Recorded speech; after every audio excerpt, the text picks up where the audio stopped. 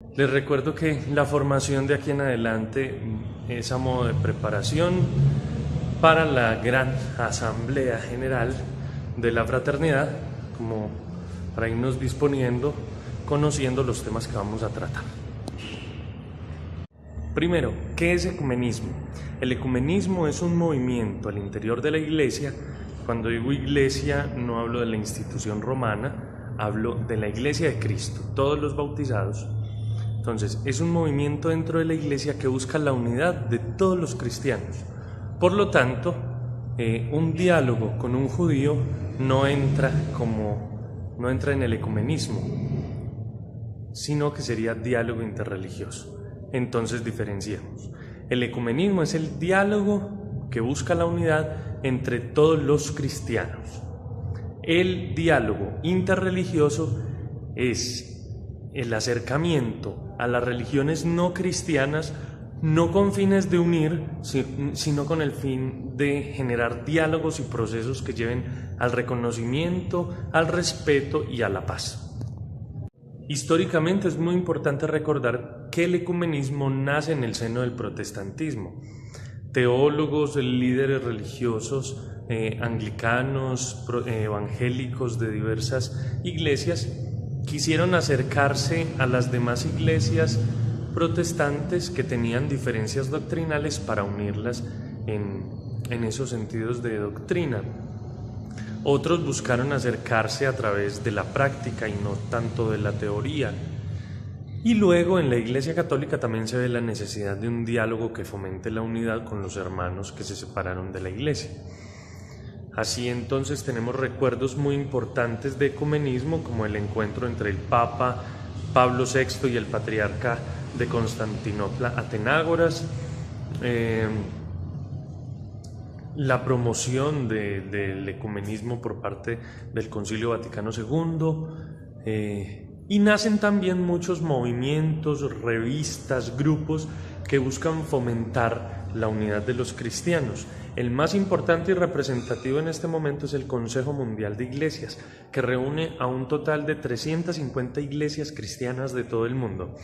Lastimosamente, la única, bueno, no la única, pero sí una de las iglesias que no pertenece a este Consejo Mundial es la Iglesia Católica Romana. Sin embargo, hay diálogos entre el Vaticano y el Consejo Mundial de Iglesias.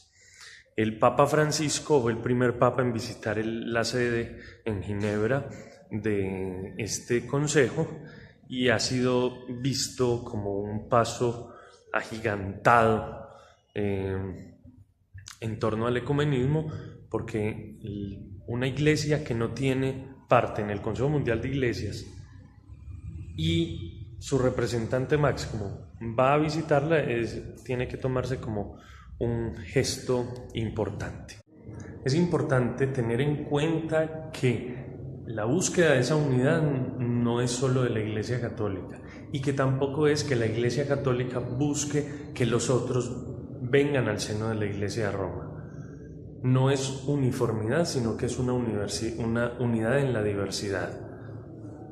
Es decir, la única Iglesia de Cristo conformada por cristianos de diversas tradiciones. Algo así como lo que se ha logrado con algunas iglesias orientales, que están en perfecta comunión con nosotros los católicos, pero que tienen sus propios ritos, sus propias tradiciones, sus propias reglas.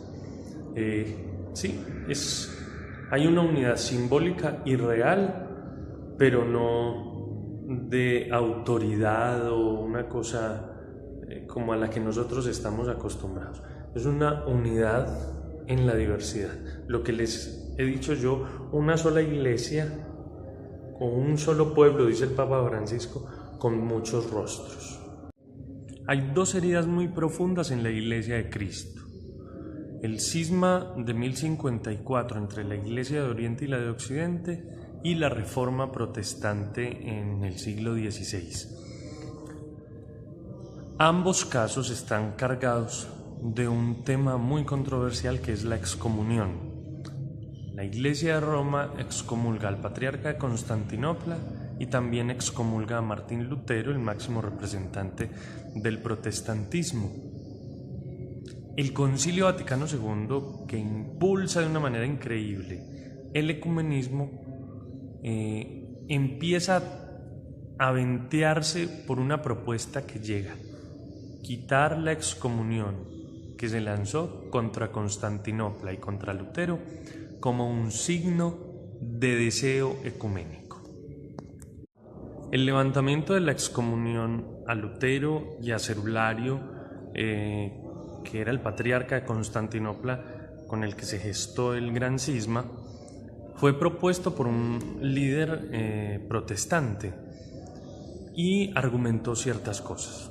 Dice: en muchas de estas excomuniones pesaron más los factores históricos que los teológicos.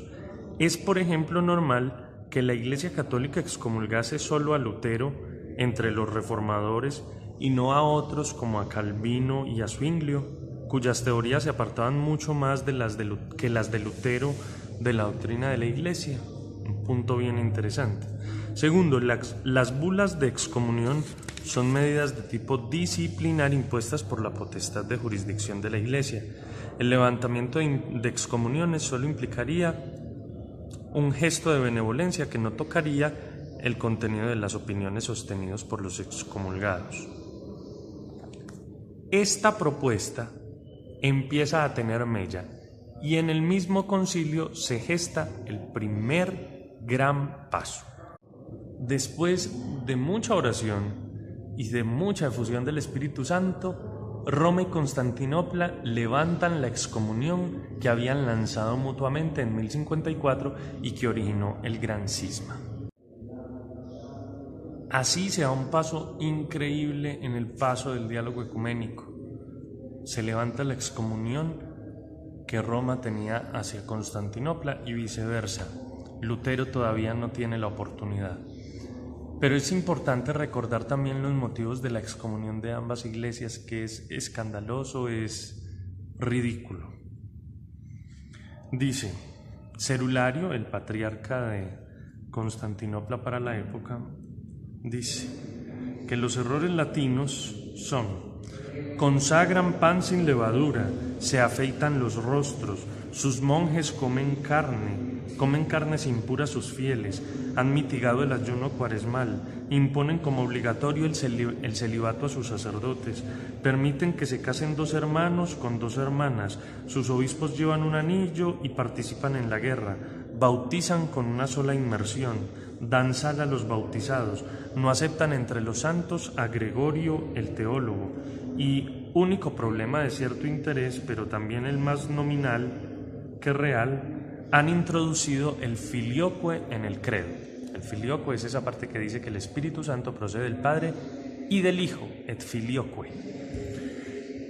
Y la excomunión de Roma hacia Constantinopla alega lo siguiente: rehúsan a bautizar niños antes del 8º día de su nacimiento, no dan la comunión a mujeres embarazadas o a las que están en los días de las reglas, y si son paganas se niegan a bautizarlas en esa situación.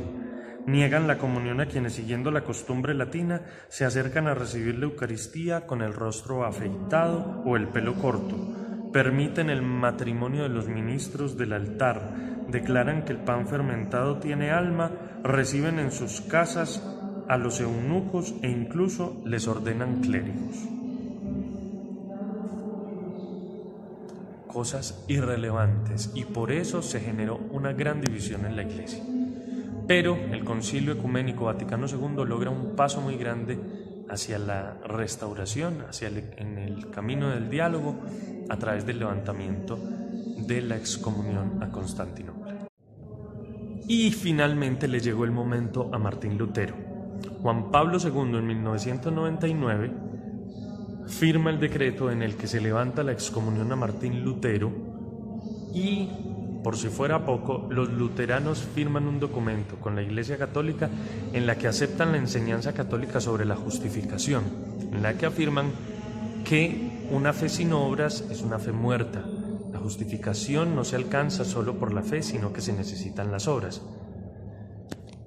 Y de esta manera concluimos este primer video, que está un poquito larguito, pero que es de una información bastante útil. Cristo reina en todos.